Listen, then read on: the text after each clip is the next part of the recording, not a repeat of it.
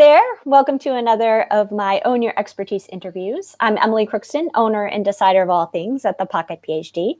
I'm the ghostwriter for Rebels, Renegades, and Mavericks, and I love helping experts with big ideas get those ideas out of their heads and into the hands of their fans. If you're watching us live out there, we'd love you to pop into the comments and say hi. It's always good to know there are people out there watching us live. And today I'm sitting down with Anne Brown. Anne is the founder of Happy Being You, which I love that name. Happy Being You, what a beautiful name for a coaching practice. Anne works one-on-one with clients using her intuitive coaching skills and NLP techniques to bring clarity and self-awareness and help them reach their full potential. Anne, thank you so much for speaking with me today. Would you like to tell us a little bit more about who you work with and what you do? Yes, thank you, Emily. So have you ever felt like there's something different about you, like there's something that sets you apart from other people? Maybe you've got big ideas, big goals that you want to achieve, but you're not quite reaching them. And you know that there's something blocking you, something getting in your way. Mm-hmm. And you might even be telling yourself that there's something wrong with you. It's because there's something wrong with you. Well, that's what I help people with. I help them to break through those blocks so that they can achieve what they really want to achieve. And I coach sensitive women, so usually solopreneurs. And quite often they're high achievers or even gifted, and they come to me because they want to achieve even more without burning out through overwork. Mm-hmm. So what do they recognize in themselves that tells them, oh yeah, I need to work with Anne, I need some help here? How do they seek you out in some way? What's usually the trigger for that? I think it's the sensitivity piece, okay. And then feeling that, there's something, they know that there's something within their being or their personality, that they sense that there's something, as I say, wrong with them. Right. And yeah, I mean, I was going to say. Yeah, they feel that. They feel that block, right? They can feel within themselves like there's more. There's potential here. I don't know how to actualize it, right? Something like that. Yeah. And also, I think it's related to their past experiences, and we'll come on to that perhaps later on. Yeah. But so maybe they're aware that there's something in their past. And we talk about work with trauma, but not the sort of serious injury, death kind of trauma, just ordinary trauma experiences that, as a sensitive woman, they can have a huge impact, more than perhaps somebody who's not sensitive.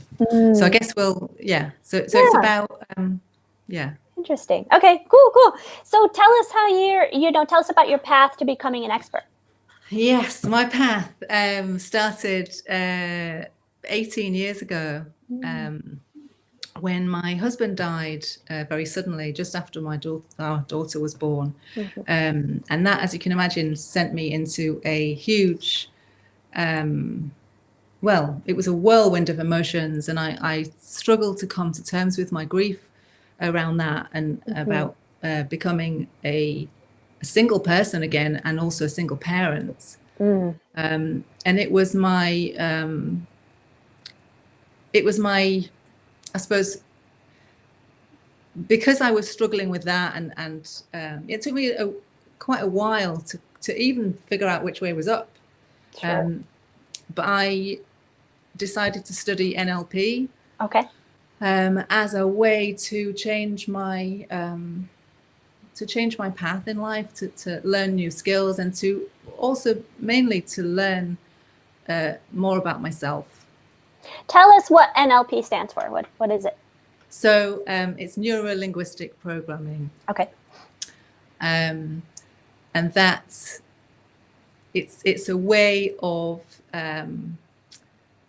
understanding how and why we do what we do. So it's a tool set, if you like, but it's also a way of thinking and experiencing, a way of defining our life experience, our life experience. And also it gives us a way to change that.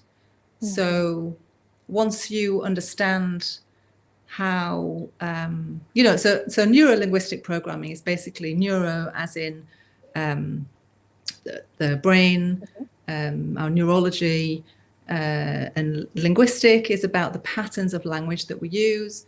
And the programming is kind of like resetting our internal operating system, if you like, the way the mind works. Okay. I find I'm getting sniffles. Excuse me. Yeah. And so so NLP gives us a way to not only understand how and why we do what we do, but it gives us huge capacity for changing that. And that's what I use as my intervention tool, if you like. But yeah, so I think, and one thing that is really important to me and that I discovered through my journey is that I had been holding on to a lot of emotion, a lot of blocked emotion. And in my NLP training, I discovered that it's okay. I discovered a way to express that, a way for that to come out. And a way to look, a way to view and experience the traumas that I had in my life in a new way. And so that, I can't remember the question now, but are we on the expertise bit? Yes, your path to becoming an expert. Yeah, you're doing fine. You're right. I mean, so that's my tool, if you like. So NLP and the intuitive coaching, that's my tool. But I suppose in terms of expertise, how I use that tool, it's around enabling people to be okay with their emotional self. Right, that's the that's the nugget of it, really. Yeah. So how long after your husband died did you learn about NLP? So I started. So 5 years later, I started learning NLP. Gotcha. So it was in that. And I think so. Part of my journey. So I didn't. So that when I studied NLP, I learned a huge amount, and that's why I decided to become a coach in the first place, to be able to give back and help people in the way that I had been helped. Nice. It's funny when we're introduced to the right tool that helps us. It's like almost automatic to want to share it with people, right? Yes. Exactly. And it's like, look, this helps. Yeah. So it makes a natural step to the coaching. That makes really good sense. Yeah. But it was something that I discovered later on. So it was in 2013 that I discovered, I'd always felt different. I'd always felt that there was something, something that I was struggled with. I wasn't sure what it was. And in 2013, it all kind of came, I had a bit of an awakening, if you like, which was, again, a struggle in itself. Sure. I discovered that I have sensory processing challenges, face blindness, and autism. Okay. So it was that. I mean, it took me a while to again come to terms with that and to see how that had impacted my whole life. So not only my obviously that's a challenge. It's a challenge in itself, but what made it harder was the trauma that, as I say, the ordinary traumas that I experienced because of that.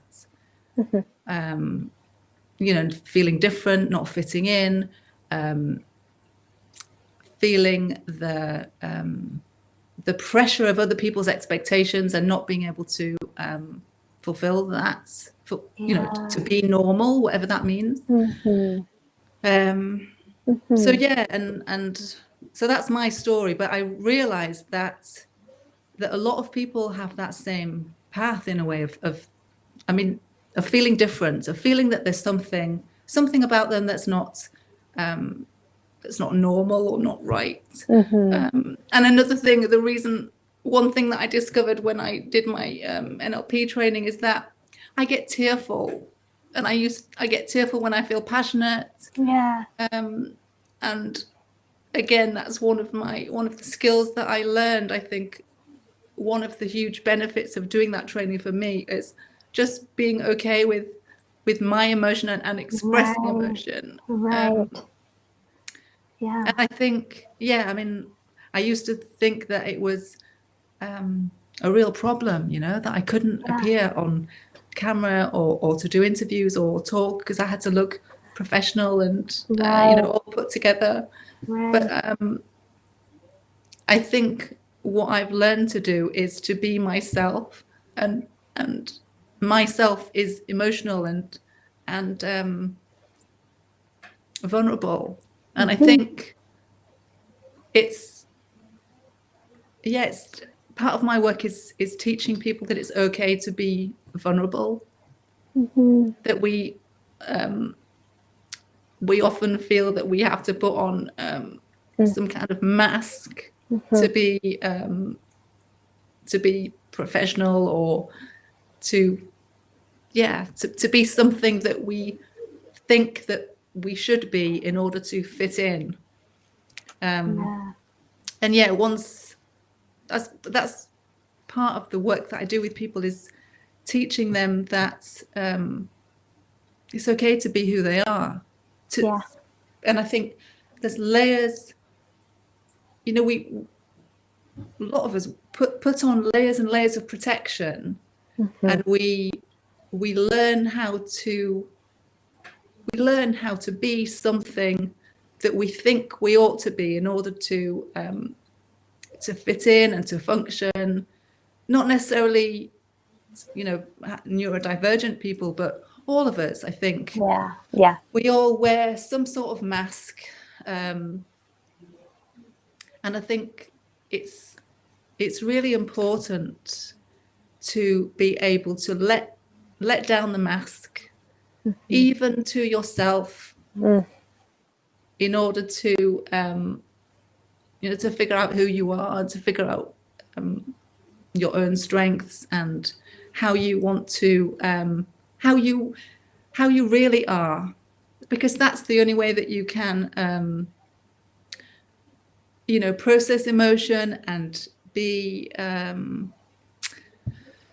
what am I trying to say? I mean, it comes down to self-awareness, I think, and I know that's one of your big things. It's about understanding, being okay with who you are. I think that all of the self-awareness stuff starts with being okay with who you are. And I think if you're constantly trying to wear a mask, then you're distancing yourself from who you actually are, which is a big problem if you're trying to if you have goals and big ideas that you're trying to achieve, if you're fighting with yourself constantly, yes, I think that really holds people back. Yes. So that's one of my things. So I get tearful. Well, I think that's beautifully said, and I think you're really showing us how, right in this moment, what your coaching looks like, and how powerful the NLP is, right? Because that's what allows you to be yourself. That's what allowed you to take those walls down. And I think there's something really important in what you're saying about the cognitive dissonance, the amount of strength and energy it takes to keep putting up those facades every day in and day out, right? And I think people don't recognize how they don't often wrap their minds around how light they're going to feel if they can just be themselves and be vulnerable. Right? Yes, I bet absolutely. it's a huge relief for a lot of clients, Yes, right? Yeah, yes, and yes, that's a yes. beautiful thing. That Yeah. they recognize, it's okay to be who they are. Yeah. Yeah, and I think in my work, I often see this coming up where, a person has a personal, really, really deep and important story to tell, and they've never told it before. And maybe I'm the first person they're telling about this situation. And I can feel how much lighter they are once it's like off their chest, once they've revealed, the truth in a certain sense. And it unlocks so much. It allows for those ideas to flow. It allows the creativity to come in. Just that moment of being real and being who you really are. So I think that's Definitely. really important. It's good work. Yeah. It's deep, and not many people. I would say that it's not easy. Also, yeah. Oh, yes. I'd say there's lots of people who I can't help, who are, because they're not prepared to go to those difficult places, because in order to learn how to be more aware, you have to kind of to touch on those traumas, those difficult things, those hurts. And so you have to be able and willing to go to those difficult places in order to release those burdens, because it is a burden. But you have to be strong. You have to, and I say you have to have emotional intelligence too. You have to be aware. Because I don't know, some people.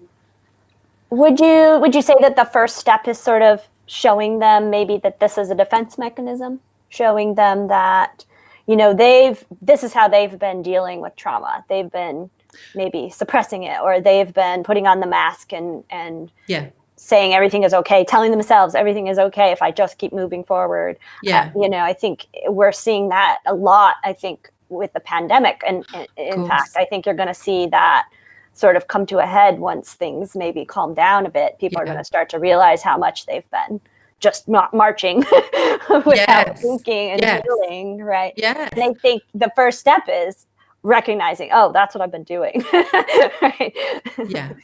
I mean, the lockdown is hugely traumatic for all of us, but I think without the usual distractions, we normally fill our minds with, readings, like all of those things that we use to distract us. In lockdown, you haven't got. And so I think a lot of people have come face to face with themselves for the first time.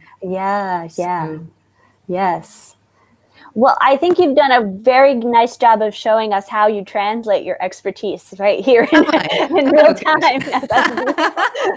But would you like to add to that? Are there anything else about how you translate your expertise? Translating my expertise.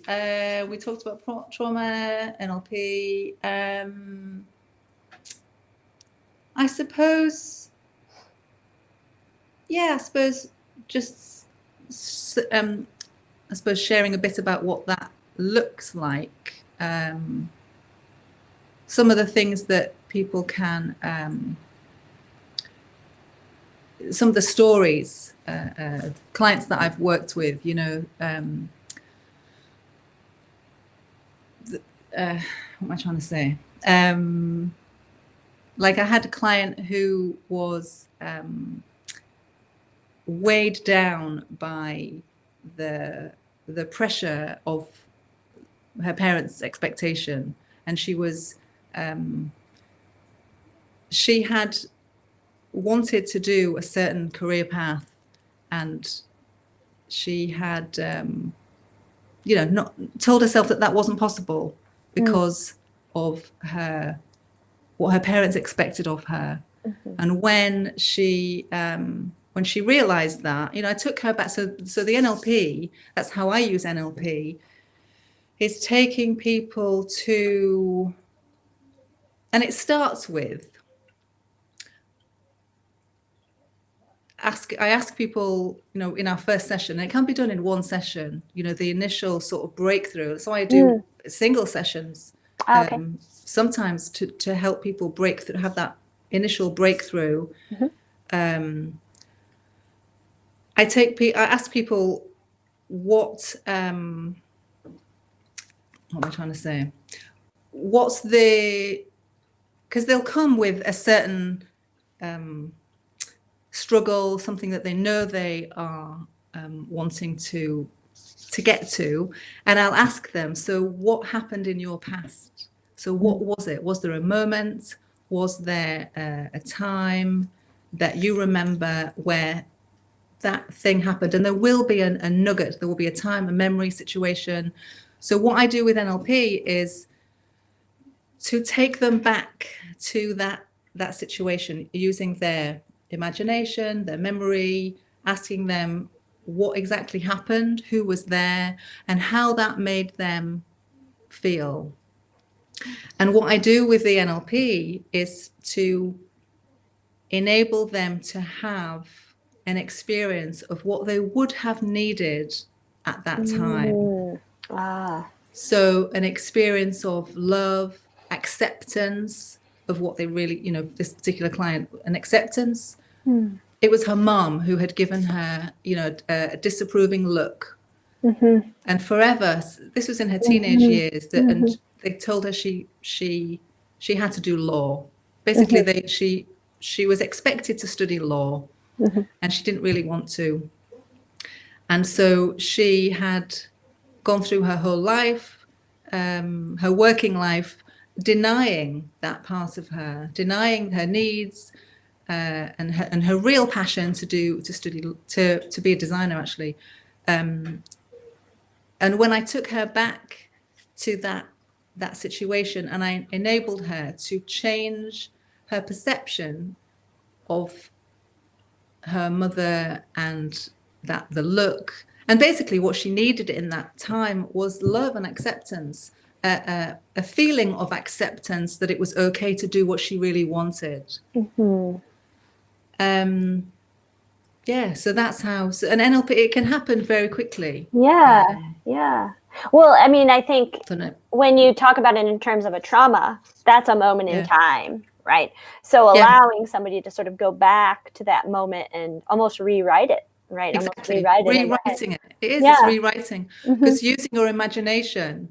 See, that's the thing, is I suppose NLP allows you to not trick your brain, but it's almost like it's resetting. It's enabling you to re-experience what in a different way, using resources that you have as an adult. Because this is not like, even if you haven't had, even if she hadn't had her mother's approval, but I enabled her to have that based on her own experience as an adult. Because you can take those resources and apply them into your past to change what happened then, and bring that through to your adult life. So it changes everything. It changes what's possible for you as an adult. It's really beautiful to see. Yeah, especially those such quick results. I mean, it seems. Yeah, it is beautiful. quick. I mean, if the client comes with they know that they've got a particular problem, and even I do this in a document that they fill in before they come, before they have the session. They can tell me what that problem is and what particular scenario, a situation that happened in. Then we can just go straight in, and that can happen within an hour. Amazing. Yeah. So interesting. My goodness. Yeah. So one last question for you. Yes. I've been chatting a lot, haven't I? You're doing great. No, you have a lot to share. I appreciate it. It's powerful. I think I'm learning a lot. What would if you could go back in time and mentor your 20-year-old past self, what advice would you give to her? Yeah. what did I say here? So I would tell her that to trust her own judgment. Mhm. That's the thing, Yeah. because I think, yeah, I mean, when I was that age, I was, you know, I still am very sensitive, but at that age, I told myself that other people know better than me. And now, of course, I mean, yes, there are experts on certain things, but no one is an expert on you except you. Yeah. So that's what I would definitely share, that it's, Yes. yeah. Like that. Yeah. I had, you know, I would give myself that advice as well. That would have been good for my younger self to hear. Because even today, I mean, sometimes I have to still tell myself that, you know, like stop seeking for external approval, or stop looking outside yourself for answers. You know, Yes. the answers, you have them. Like, yeah. I even have to tell myself that advice. Yes. Trust Yes. yourself, you know. That you have enough information to make a difference. Right. Yeah. Nobody has a crystal ball. They can't tell the future. No. So, you know, I think sometimes I look outside because I think, well, someone's been through this before, so they'll give me the advice that I need to figure out. But they're also not me. They're not running my business. No. And it's okay to take bits and pieces from other people. But at the end of the day, when, you know, it's the final call is with you, because, yeah. Absolutely. The buck stops with you, as it were. That's right. The buck stops here. That's right. Oh, Anne, I really appreciated this conversation. Thank you so much. You're very welcome. It's been a pleasure to chat to you. Great. Thank you. Thank you. Yeah. Tell us where we can find out more about you if we're curious. My website is happybeingyou.com. That's the main place. Or you can go to my LinkedIn profile. You can find me on LinkedIn as well. Anne Brown, Happy Being You. Beautiful. And so, so I'd encourage people to read my blog. And that's a good way to learn about my approach. Yes, great. Yes, I love that. Yeah, the blog is the place. Cool. Thank you so much, Anne. Thank you, Emily. Take care. Thank you. Bye. Bye.